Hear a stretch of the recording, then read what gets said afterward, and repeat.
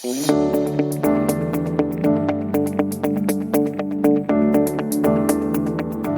Everyone, health and care update channel में आपका स्वागत है। मैं हूं नम्रता Singh.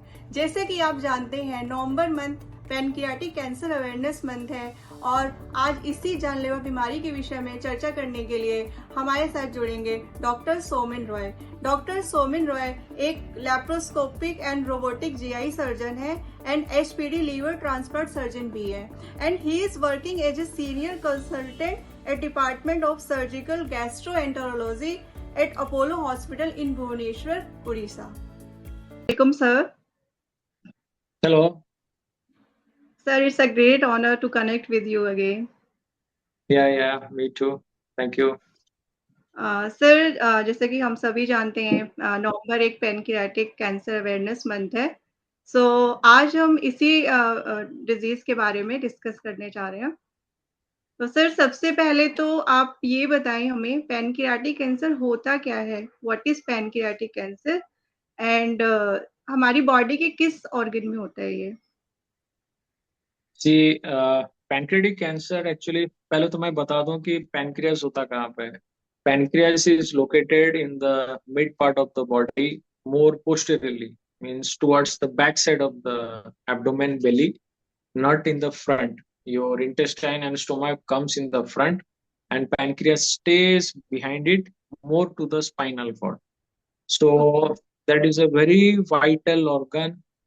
People usually neglect and don't. A lot of doctors don't discuss about it. So the reason behind it is that the symptoms are very mild. They are not usually detected, and they are very critically related disorders, and diagnosis are difficult. That's why pancreatic things are very little to discuss. Since this month is the pancreatic awareness month, so we would like to discuss something regarding that. So Yes, sir. pancreas is actually the organ for digestion. Like the liver, it helps in the digestions of the food, mainly protein and fat. And the more important thing is that it secretes insulin and glucagon as hormones that maintain your hormonal and the metabolic balance of your body. Okay sir, okay. Sir, इसके symptoms क्या होते हैं? Like patient को कब पता चलता है कि उनको पैनक्रियाटिक कैंसर होने वाला है? ऐसा कोई सिम्टम्स मतलब जिससे ये पता चल जाए उनको? बेसिकली क्या है ना, पैनक्रेटिक कैंसर अगर मैं बोलना चाहूंगा कि अर्ली स्टेज में पैनक्रेटिक कैंसर प्रॉब्लम डेडली इसलिए है कि ये पता ही नहीं चलता है। प्रॉब्लम है कि ये इनिशियली गैस्ट्रिक इंडाइजेशन जैसा होता है, जो कि पेट के किसी ऑर्गन से रिलेटेड होता है। सो जनरली लोग बेसिकली सोचते हैं कि नॉर्मल स्टमक पेन है, इग्नोर भी कर लेते हैं। हाँ, तो इसमें इम्पोर्टेंट चीज यही है कि वो देखना होता है कि एज ए डॉक्टर अगर किसी पेशेंट को अगर मैसेज देना होगा कि किसी मैन को अगर पता होगा कि आप सस्पेक्ट करते हैं पैनक्रियास, दो तीन चीजें पहले सस्पेक्ट करना होता है। कोई सडनली डायरेक्ट नहीं सोचेगा कि मेरे को पैनक्रियाटिक बीमारी है। नॉर्मल जनरल फिजिशियन या कोई जनरल पब्लिक, किसी को ये आइडिया नहीं है कि उस तरीके से है। इन जनरल कॉमन 90% चीजें गैस्ट्रिक, कॉन्स्टिपेशन, इंडाइजेशन चीजें होती है। Specific to note that old age, more than 50 years of age or 60 years of age, अगर second thing किसी को अगर persistently weight loss हो रहा है, खाना पीना खा रहा है लेकिन उसका loss of weight हो रहा है, more than 5 kg per month और more than 10 kg in 3 months हो रहा है। थर्ड थिंग, अगर कोई डायबिटीज है, अभी अभी पता चला है और उसको पेट दर्द हो रहा है या गैस्ट्रिक हो रहा है, ये तीन चार चीजें हैं जो कि इनडायरेक्टली डिटेक्ट करता है कि you need to consult regarding your pancreatic things. तो pancreatic cancer per se initial symptoms common होता है, नॉर्मल गैस्ट्रिक जैसा, इंडाइजेशन जैसा, तो कोई स्पेसिफिक नहीं होता है अगर अर्ली स्टेज में बोला जाए। जी, तो मतलब जिनकी एज 50 इयर्स या इससे अबव है, उनको थोड़ा-सा ज़्यादा अलर्ट रहना चाहिए अगर पेट से रिलेटेड कोई प्रॉब्लम होती है। Okay sir. हाँ, एंड सर, इसके कॉजेज़ एंड रिस्क फैक्टर क्या होते हैं कि लाइक जो इस बीमारी के कारण बनते हैं कि इनकी वजह से ये बीमारी होती है? अब in such in general pancreatic cancer basically सारे कैंसर जैसा एक कॉमन रिस्क फैक्टर होता है जो कि स्मोकिंग है, अल्कोहल है। ये दोनों चीजें क्रोनिकली इंडाइजेशन और फ्री रेडिकल्स प्रोड्यूस करते हैं, जो कि सालों सालों के बाद पैनक्रेटाइटिस होता है और क्रोनिक कैल्सिक पैनक्रेटाइटिस होता है, और इन रेयर केसेस दे में लीड टू कैंसर। ये दो चीजें हैं। थर्ड चीजें हैं जैसा कि आप प्रोसेस्ड फूड ले रहे हैं, जो कि आजकल लास्ट डिकेड में बहुत ही मार्केट में हवा बोल चल रहा है। सोशल जी मीडिया सर। में भी बहुत डिस्कशन चल रहा है। प्रोसेस्ड मीडिया बेसिकली सारे खाने पीने सारे कैंसर्स का रिस्क होते हैं। बहुत चीजें हैं जैसे आजकल बहुत रिसर्च में आ रहे हैं, artificial colours, flavouring agents, pesticides, these are related to multiple cancers in the body, जो कि पहले 10 years बैक ये सब नहीं थे, जी किताबों सर। में नहीं थे, बट अभी रिसर्च में आ रही हैं ये चीजें।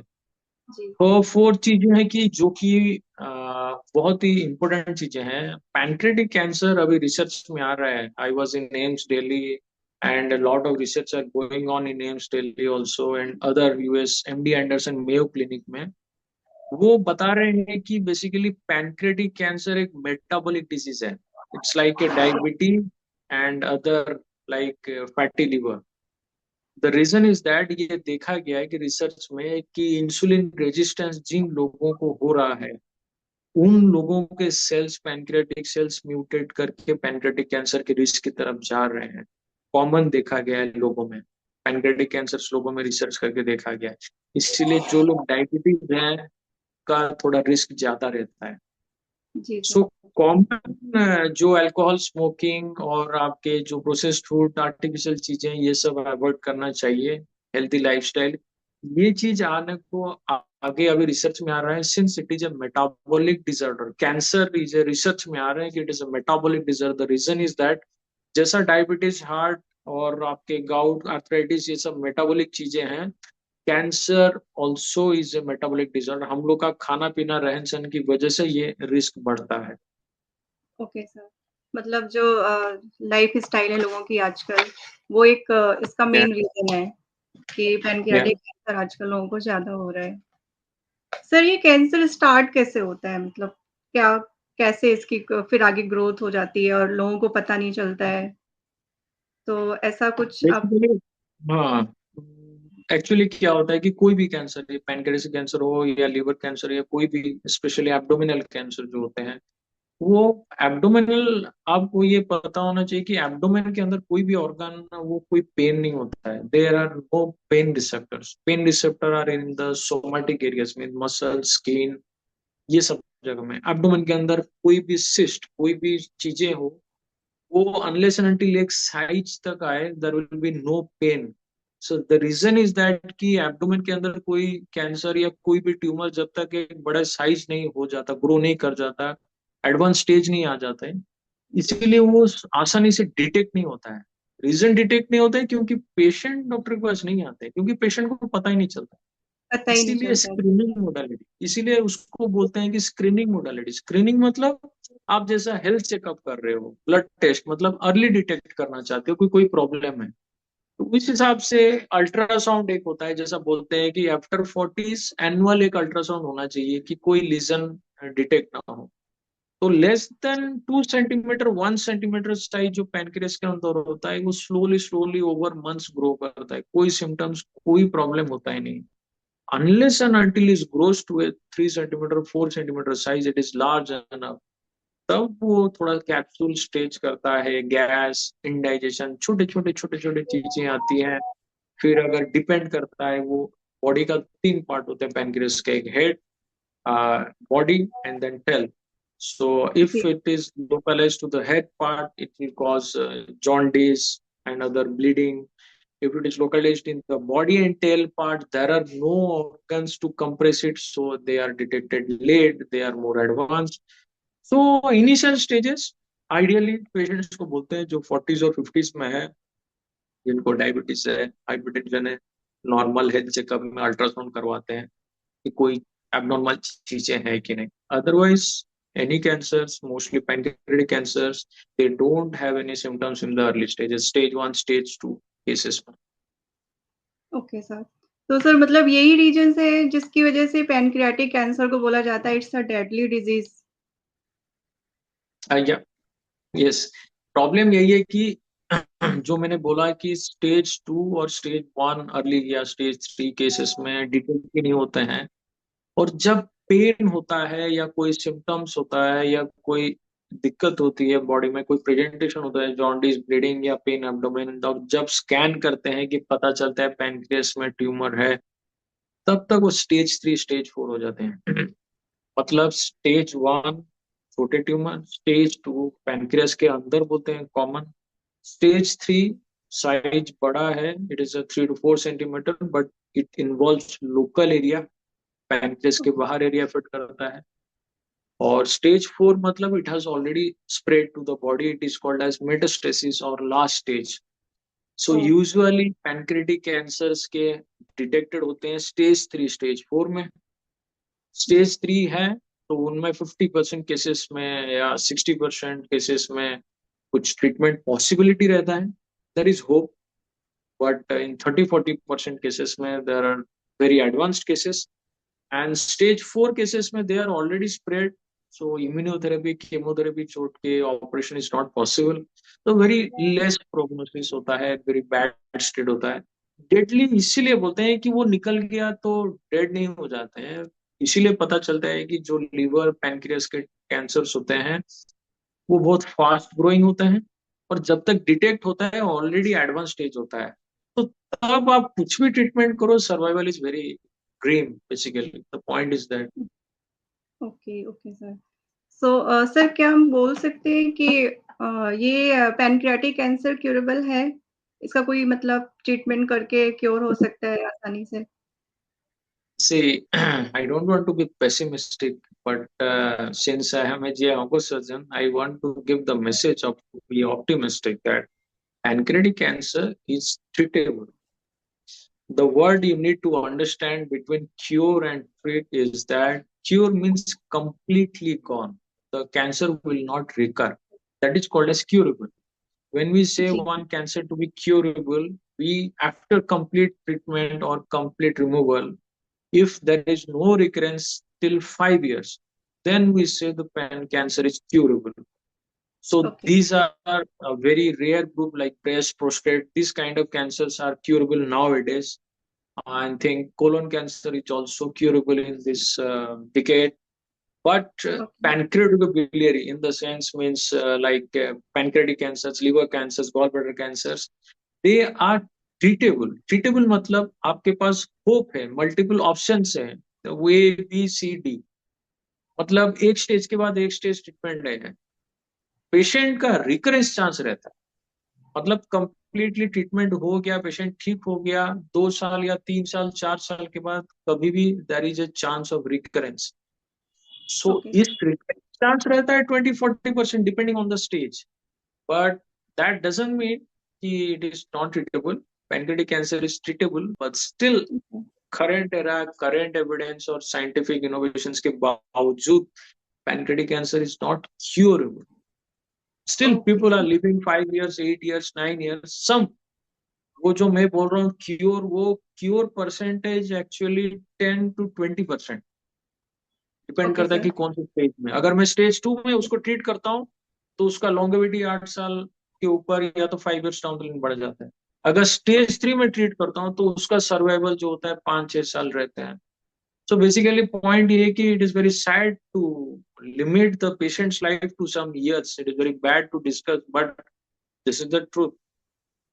Okay sir. मीन्स ये है कि ये डिपेंड करता है कि किस स्टेज में पता चल रहा है कि पैनक्रियाटिक कैंसर हो गया पेशेंट को। अगर अर्ली स्टेज है then it can be treated very well and cured, but अगर लास्ट स्टेज है then it's very difficult. Okay sir. Sir अगर किसी पेशेंट को पैनक्रियाटिक कैंसर है एंड जैसे कि आप बता रहे हैं कि अर्ली स्टेज में डिटेक्ट नहीं होता है, पेशेंट को पता ही नहीं चल रहा है कि उनको पैनक्रियाटिक कैंसर है and he doesn't get treatment, तो how long does he live? Okay, so अब डिपेंड करता है कि कौन से स्टेज में है, ठीक है। Majority yes. जो मैं कॉमन बात बोलूंगा कि जो पैनक्रेटिक कैंसर जब पेशेंट्स आते हैं तो वो स्टेज 3 में होते हैं। जो जी सर। सॉरी, जो स्टेज 3 और स्टेज 4 होते हैं, तो स्टेज 3 में पैंक्रेटिक कैंसर्स पैंक्रेटिक ऑर्गन्स के आसपास के स्ट्रक्चर्स को इन्वॉल्व किया होता है। तो उस कंडीशन में ट्यूमर बोर्ड बैठते हैं, onco surgeons, GI surgeons, radiologist, oncologist, radiation specialist, सब लोग डिस्कस करते हैं कि ये ट्रीटमेंट पॉसिबल है, कि ये ट्रीटमेंट है, क्या बेनिफिट है, क्या रिस्क है, क्या सर्वाइवल है, केस टू केस डिस्कस होता है। इसको बोलते हैं टीम और बोर्ड डिस्कशन। So okay. इन सब के चलते सारे ऑप्शंस देने के बाद कभी कभी patients they don't want to take that risk and operations और chemo. So we okay. Give palliative care, मतलब अदर ऑप्शंस, कि आपका क्वालिटी ऑफ लाइफ अच्छा हो। आप अगर ये नहीं जाना चाहते हैं तो एटलीस्ट किसी का जॉन्डिस है तो जॉन्डिस ट्रीटमेंट हो जाए, किसी को पेन हो रहा है तो पेन किलर्स या एनाल्जेसिक्स ये सब चीजें देते हैं। अगर स्टेज 3 में है, we push them for treatment because the survival chance, 5 year survival जो मैं काउंट कर रहा हूँ साइंटिफिक एविडेंस के हिसाब से, the 5 year survival is only 30 to 40% after all treatment. That is the grim thing. It is not 100%. So okay. by that default, 60% of the patients, they don't live for 5 years, even after all treatment. Okay. So they live they, after 2 years or 1 year, they have recurrence here in liver and there, they undergo other chemo. Just like the quality of life deteriorates. That's the point. So in stage 3, the scientific evidence that 5 year survival rate is 30 to 40%.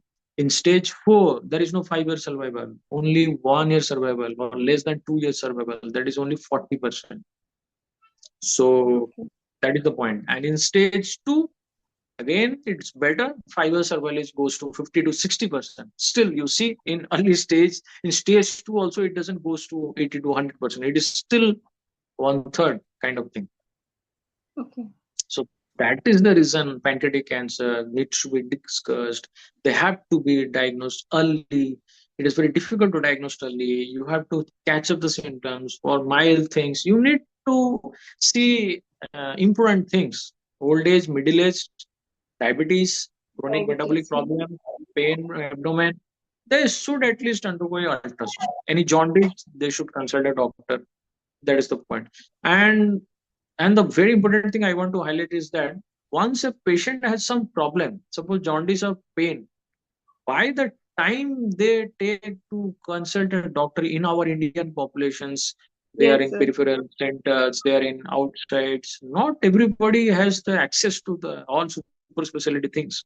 So they take yes. 1 month, okay, one scan, again another scan, that things. So within 1 month, this grows very rapid. One stage can jump up to another stage within 1 month. Within okay. one month, that's so rapid it is. Till okay. it is 2 centimeter, they are inside. The tumor cells are inside the pancreas. They grow, grow, grow inside. Once it is stage 3, they spread to nearby organs in the blood, lymphatics everywhere.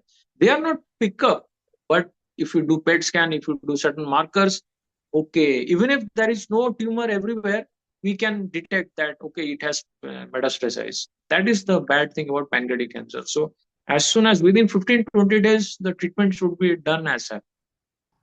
Sir, what are prevention tips of pancreatic cancer? Yeah. आप हमें कुछ ऐसे सुझाव दे सकते हैं जिससे हमारे viewers को पता चल जाए एंड वो इस कैंसर से बचे रहें?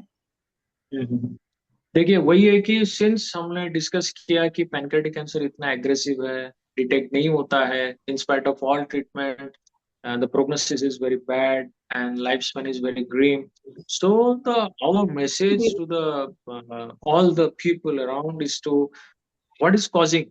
The one which I was discussing earlier is that in certain universities in the last 1 decade, there has been research is that alcohol, smoking, or pesticides or genetic factors, these are the risk factors for pancreatic cancer, but they constitute only 20%। बहुत ही minimal category है। Rest 80% लोगों का जिनका ये कोई problem भी नहीं है, नॉर्मल हेल्थी लाइफस्टाइल है, उनका भी पैनक्रेटिक कैंसर होता है। तो ये देखा जी गया सर। है कि रिसर्च में अभी करेंटली सारे बड़े बड़े यूनिवर्सिटीज में आ रहा है कि उसको टारगेट करने के लिए कि देखा गया है कि इंसुलिन रेजिस्टेंस का फंडामेंटल मतलब जिन लोगों को डायबिटीज होता है, जिस वजह से डायबिटीज होता है, वही वजह है, that is the main cause for the pancreatic cancer. तो इज दैट कि the pancreas is the main organ site for insulin secretion. So the more you take over the years sugary food, processed food, fatty food, and less healthier lifestyle, the general risk factor for obesity, the same are the risk factors for pancreatic cancer. तो cancer जी। ये prevention होना चाहिए कि हमारे अभी के current decade में अभी जो मैसेज जाना चाहिए कि लोगों को हेल्दी लाइफस्टाइल अपना करना है। पहला चीज जो इंसान के हाथ में है, क्या हेल्दी जी। लाइफस्टाइल होता है? पहला चीज है food, what you eat. Healthy food का मतलब है कार्ब्स कम लेना चाहिए। कार्ब्स का मतलब स्पेशली मैं अगर इंडियन ऑडियंस हो, हमारे स्टेट के ऑडियंस को बोलूंगा, जो कि कार्ब्स ज्यादा होता है, ईस्टर्न जोन में कार्ब्स ज्यादा होता है, शुगर राइस ज्यादा होता है। तो राइस कम होना चाहिए, मिलेट्स बेस्ड डाइट ज्यादा होना चाहिए, जो कि रागी, बाजरा, ज्वार होता है। This have all the diet for low glycemic, मतलब डायबिटीज के जो चीजें प्रोटेक्शन के लिए होता है या प्रिवेंशन के लिए होता है, वो चीजें पैंक्रेटिक कैंसर के लिए प्रूवन है, ये देखा गया है। तो हेल्दी डाइट मतलब प्रोसेस्ड ऑयल, फैटी, चीज, पिज्जा, बर्गर, बाहर के फूड टोटली अलाउड नहीं होना चाहिए। सेकेंड चीज है कि आपको कार्ब्स कम लेना है, मतलब sweets, artificial sugar, sweeteners, then again artificial cake, cream, इसमें देखा गया कि फ्लेवरिंग एजेंट जो होते हैं, कलर्स होते हैं जो सिर्फ आर्टिफिशियल्स, आजकल जी। बहुत ही आउटलेट मॉल का जमाना हो गया, ये जी। पहले नहीं था। वही राइस हमारे दादा परदादा खाते करेक्ट। थे, लेकिन पैनक्रेटिक कैंसर वेस्टर्न डाइट से आया है। हमारे इंडिया में पैनक्रेटिक कैंसर कॉमन नहीं है। द रीजन इज दैट कि हम लोग का इंडियन डाइट जो ट्रेडिशनल डाइट है, राइस, दाल, रोटी, दाल, या तो कुछ सब्जी होगा, दही होगा एक, या तो कुछ मिक्स्ड होगा, सांभर, वट एवर, चाहे east Indian, north Indian, south Indian, किसी भी के ले लो, वो होलसम रहता है। तो वो डाइट बेटर है rather than artificial diet like refined sugar, मैदा, बार बार कोई भी चीज, चीज, बर्गर, ये सब चीजें, फास्ट फूड। थर्ड चीजें है कि ज्यादा एक्सेस स्वीट्स, ये सब नहीं है। केक्स, पेस्ट्रीज जो आर्टिफिशियल होता है, आर्टिफिशियल मतलब उसके ऊपर का जो क्रीम और कलर होता है ना, वो लॉन्ग टर्म में देखा गया है कि पैनक्रेटिक कैंसर नहीं, दूसरे कैंसर का रिस्क फैक्टर है। जरूरी नहीं कि वो खाने से किसी को कैंसर हो जाएगा, बट वो जी। देखा गया है कि एनिमल स्टडीज में those are bad, it is better to avoid whatever evidence. Third जी। चीजें हैं, आप क्या पी रहे हो नाउ। आप पानी वगैरह, अच्छा पानी पीना चाहिए, जो कि हार्ड वाटर देखा गया है, हेवी मेटल्स होते हैं, टीडीएस मीटर होना चाहिए, डिपेंड करता है। जैसे मैं दिल्ली में था, वहां पे मिनरल हार्ड वाटर होता है बहुत ज्यादा, तो आपको आरओ सिस्टम रखना पड़ता है। कहाँ पे आप रहते हो, डिफरेंट जोन्स ऑफ आपके स्टेट में, तो वो बेटर होता है चेक करना कि क्या पानी कैसे पी रहे हो। थर्ड चीजें है कि डाइट में थोड़ा सा वेजिटेबल्स, फाइबर ज्यादा होना है, चाहे वो कोलोन के लिए हो, पैंक्रियास के लिए हो, लीवर के लिए हो, कॉमन है। पेट का digestive system is common, damage common होता है हर ऑर्गन को। अब किसका जेनेटिक क्या है, किस तरीके से जाता है, तो better to add more fibres, more vegetables, more fruits in the diet, more nuts in the diet, healthy healthy food in the diet, so that जो टॉक्सिक केमिकल्स है वो निकल जाए। नाउ फोर्थ, जी। ये हो गया डाइट। थर्ड पॉइंट आ गया आपका एक्सरसाइज, जो कि क्रोनिक एडवाइस है। अगर आपको एक्सरसाइज करेंगे, मैं स्पेशली जो लोग फैटी लिवर होते हैं या पैंक्रेटिक पेशेंट्स होते हैं उनको बोलता हूँ कि उनका देखा गया है कि मेडिसिन खाएंगे, अगर डाइट रहेगा, एक्सरसाइज करेंगे तो रिकवरी जल्दी होता है। ओके। एक्सरसाइज करने से, इसका साइंस है, इंसुलिन रिसेप्टिविटी बढ़ता है। जो इंसुलिन रेजिस्टेंस होता है वो इसीलिए होता है कि आप लोग स्नैकिंग करते हैं। हम लोग का बोला गया है कि नॉर्मल हम लोग का इंडियन ट्रेडिशनल टाइम 3 टाइम्स ए मील मैक्सिमम, या तो 4, 2 टाइम्स ए मील तो बहुत बेटर है, बहुत डिफिकल्ट है लोगों को। स्नैकिंग नहीं करना है बीच में, जो थोड़ा थोड़ा गैप खाते हैं, मतलब कम भी खाएं, लेकिन अगर खाना जाता है तो इंसुलिन स्पाइक होता है। तो बार बार इंसुलिन स्पाइक होते होते होते होते सालों महीनों के बाद जब एज होने लगता है, बॉडी का मशीनरी वीक होता है 30s 40s के बाद, तब डायबिटीज लोगों का आता है, ब्लड प्रेशर आता है, आर्थराइटिस आता है। Then that pancreas may turn into in the future 50 years या 60 years में पैनक्रेटिक कैंसर, less than 1%। यही कारण है। तो स्नैकिंग नहीं खाना है बीच बीच में, आप मिल खाओ, होलसम मिल, बट बीच बीच में रिपीटेडली बिस्किट, चॉकलेट्स, ये सब चीजें, चिप्स विप्स, ये नहीं अवॉइड करना चाहिए। Four okay. चीजें, एक्सरसाइज, एक्सरसाइज करने से ये जो इंसुलिन रेजिस्टेंस हो रहा है, इंसुलिन का जो स्पाइक होता है वो कम होता है। मतलब आपका बॉडी का मसल जब काम करता है, चाहे आप वॉकिंग करो, स्विमिंग, साइकिलिंग, ये करने से बॉडी का हार्मोन जो इंसुलिन है वो उधर से मसल की तरफ डायरेक्टेड हो जाता है। तो it utilises the excess carbs, it utilises your excess fat and it protects the pancreas. ये कोई नहीं बताता, एक्सरसाइज वेट लॉस के लिए लोग करते हैं, बट इसका साइंस जी इधर है, आपका लिवर और पैनक्रियास हेल्दी होता है। ओके। इन जनरल टर्म आपका डाइजेशन बेटर होता है, ये प्रॉब्लम नहीं होता है। ये हो गया exercise. Now again the last factor is the stress, sleep, जो कि लेस डिस्कस्ड है।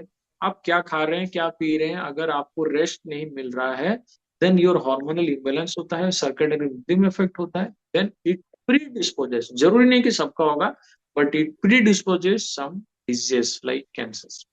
सो इंसान के हाथ में ये क्रोनिक चीजें हैं, ये अवॉइड जी कर सर। सकते हैं। जी सर। सर एक क्वेश्चन मेरा और था, फूड से रिलेटेड ही था कि लाइक जैसे आजकल लोग ऑर्गेनिक फूड लेने लगे हैं, तो ये क्या एक सेफ ऑप्शन है कि अगर ऑर्गेनिक फूड ले रहे हैं तो रिस्क उससे भी कम होता है? देखिए, ये मैंने भी इन चीजों पे कुछ, ये तो मेडिकल हमारे सिलेबस में तो पढ़ाया नहीं जाता है, but because of the patients and experience I have gone into deep research about this pesticides and artificial things. बहुत सारी चीजें हैं आपके, जो शैम्पूज में पाराबेन होता है, फैलेट्स होता है, दैट कॉजेस कैंसर। अब वो ब्लैडर कैंसर है, किसी को ब्रेस्ट कैंसर होता है, prostate, but mouse model, animal models में देखा गया है कि नहीं है। इसीलिए आप कुछ कुछ आज की डेट में यूरोपियन कंट्रीज में तो किसी किसी कंट्रीज में बैन है, इंडिया में रेगुलेशंस कम है क्योंकि अवेयरनेस कम है। बट जी ये स्पेशली किड्स या तो बच्चे लोगों के लिए वो सब चीजें लाइए घर में। Organic is a same way, और जिसमें लिखा होता है, जैसा अगर आप किसी कॉस्मेटिक्स यूज कर रहे हैं तो उसमें पैराबेन्स, टूथपेस्ट वगैरह, पैराबेन्स, फैलेट्स नहीं होना चाहिए। अब जी ऑर्गेनिक फूड के हिसाब से ये होता है कि जो जीएमओ, नॉन जीएमओ, मतलब जेनेटिकली मॉडिफाइड नहीं बोलते हैं, ये रशिया वगैरह दूसरे कंट्रीज में बैन है। क्योंकि जो नेचुरल फूड होते हैं उनको मॉडिफाई करके जेनेटिकली किया गया है, जो आपके बॉडी के लिए नहीं है। इसीलिए ये अभी आ रहे हैं 10 साल के बाद, 10 साल पहले, 20 साल पहले ये सब प्रोडक्शन बढ़ाने के लिए आया था, बट इसके हार्मफुल इफेक्ट्स अभी आ रहे हैं। तो pesticides, no doubt it causes bad to your health, hormonal disrupt करते हैं।